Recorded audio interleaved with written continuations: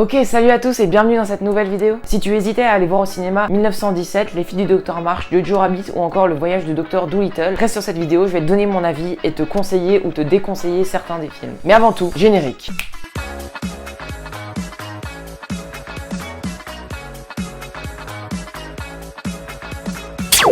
Avant de commencer, je voulais juste dire que je fais cette vidéo à la suite de ma critique sur En Avant de la semaine dernière.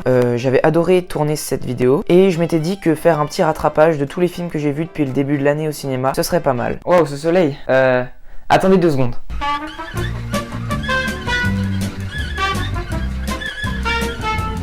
Ok, nous voilà avec les volets fermés.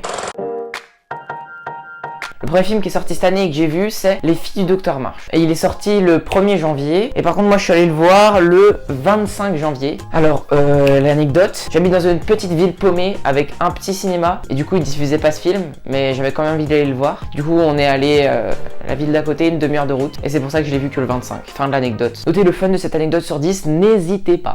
Le synopsis, je vous le lis, un synopsis que j'ai moi-même écrit. Le film parle de l'histoire de 4 filles et de leur mère après le départ de leur père pour la guerre. L'histoire se concentre surtout sur Jo March qui cherche à devenir une écrivaine indépendante. Alors déjà, avant que je dise les points, sachez que j'ai aimé le film. J'ai trouvé certaines scènes très émouvantes et très bien construites. Alors j'ai aussi beaucoup aimé un système qu'ils ont utilisé dans ce film, c'est que par moment, des personnages s'envoient des lettres et au lieu de, comme dans les 3 quarts des films, filmer la personne qui lit la lettre avec la voix de celle qui l'a écrit. Vous êtes un mec pourri, mais un bon écrivain. Je pense qu'on ferait une super équipe. Cette fois, c'est la personne qui a écrit la lettre qui est assis et qui te parle directement à toi, au spectateur. Donc j'ai trouvé ça très intéressant. Ensuite, qu'est-ce que j'ai bien aimé aussi, c'est forcément le casting avec une Laura Dern et une Saoirse Ronan. Bon, désolé pour son nom, je sais pas le dire, hein, mais c'était rien à redire. Et j'ai aussi encore beaucoup aimé le fait que le film ne se déroule pas sur une seule timeline, les retours dans le temps. Je trouvais ça très intéressant, mais malheureusement, il y a aussi un point négatif dans ce même point. Parce que parfois, je me perdais et je devais réfléchir pour savoir, merde, on est où là? On est à quelle époque? J'ai oublié. Le deuxième et dernier point négatif aussi, c'est qu'ils veulent apporter de l'émotion, mais c'est pas le moment forcément. Et du coup, ça porte quelques longueurs parfois, je trouve. Alors, deuxième film, 1917. Lui est sorti le 15 janvier, mais cette fois, il était diffusé dans mon cinéma, et donc je suis allé le voir le 19 janvier. Alors, je vous lis de nouveau le synopsis que j'ai moi-même composé. 2 jeunes soldats anglais reçoivent une mission presque impossible. Apporter un message qui pourrait annuler une attaque et sauver des milliers de vies pendant la Première Guerre mondiale. Alors, ce film, je vous préviens tout de suite, je l'ai surkiffé, il n'y aura zéro objectivité. Alors déjà, rien que le fait qu'ils ont un défi technique de tourner tout en plan séquence, les making-of et tout, c'est impressionnant. Parce que pendant les bons 3 quarts du film, j'ai vraiment eu l'impression d'être avec les soldats. J'étais à la Première Guerre mondiale. Même si on peut le dire que j'aurais pas tenu une semaine, mais dans ce film, j'y étais. Et j'y ai cru. Et c'est ça qui fonctionne avec le plan séquence pendant tout ce film. Après, on a les moments émouvants qui marchent extrêmement beaucoup sur moi. Encore un point positif du plan séquence, vu qu'on a l'impression d'être avec le personnage, la scène où ils sont dans la ville abandonnée, ce moment-là est palpitant à foison. Je n'ai pas une seule seconde été tranquille dans cet endroit, d'accord? Ok. Oh putain.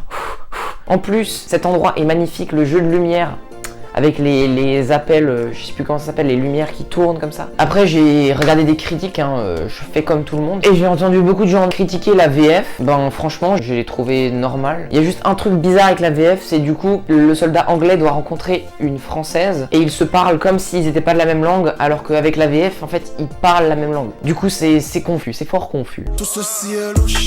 Ah, attends, c'est le milieu de la vidéo. Oh, tu sais ce que ça veut dire? Ça veut dire que tu dois mettre un pouce bleu et t'abonner si t'as aimé. C'est juste un petit clic et c'est fini. Bah fais-le, vas-y, franchement. C'est bon, tu l'as fait? Allez, on repart.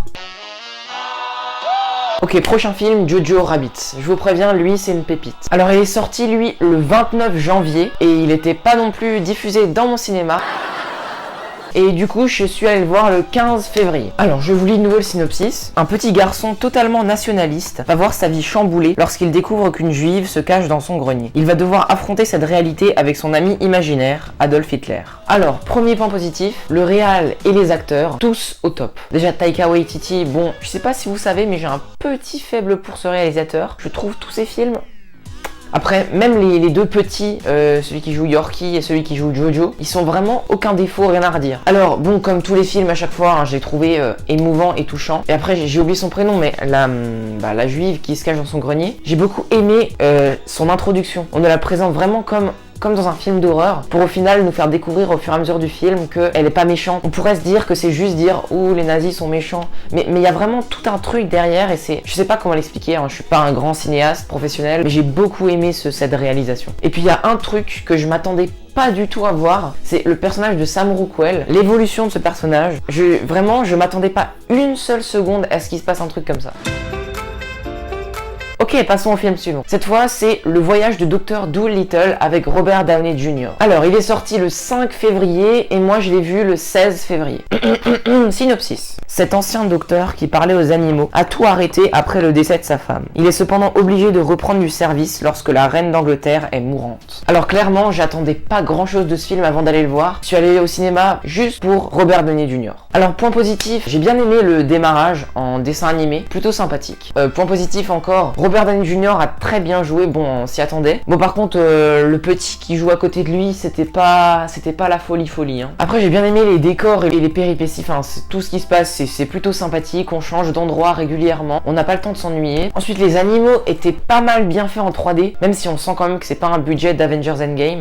Je veux pas spoiler mais les deux méchants qu'on voit dans le film, je les ai trouvés extrêmement clichés. Ils ont vraiment pas de caractère à eux, c'est des gros clichés de méchants, ils servent juste là pour être les méchants. Dommage. Ensuite, il y a encore un point négatif, mais je dois un peu spoiler pour en parler. Donc oui, si vous voulez pas être spoilé, je vous mets un timecode quelque part sur l'écran. Et allez jusqu'à ce timecode pour passer le moment spoiler. Pour ceux qui l'ont vu à la fin, donc on a le dragon, et Dolittle lui libère les intestins, je sais pas quoi, pour que le dragon soit gentil. Est-ce que c'était vraiment obligé de soigner le dragon comme ça? Il pouvait pas avoir une jambe cassée et c'était plus chic quoi qu'un gros paix. Donc au final ce film est plutôt sympathique, très familial, mais c'était pas ouf quoi. Voilà, bien mais sans plus. Bon, j'espère que cette vidéo vous a plu. Moi j'ai beaucoup aimé la faire. Je crois que j'ai plus rien à te dire. Ah si, juste à la semaine prochaine.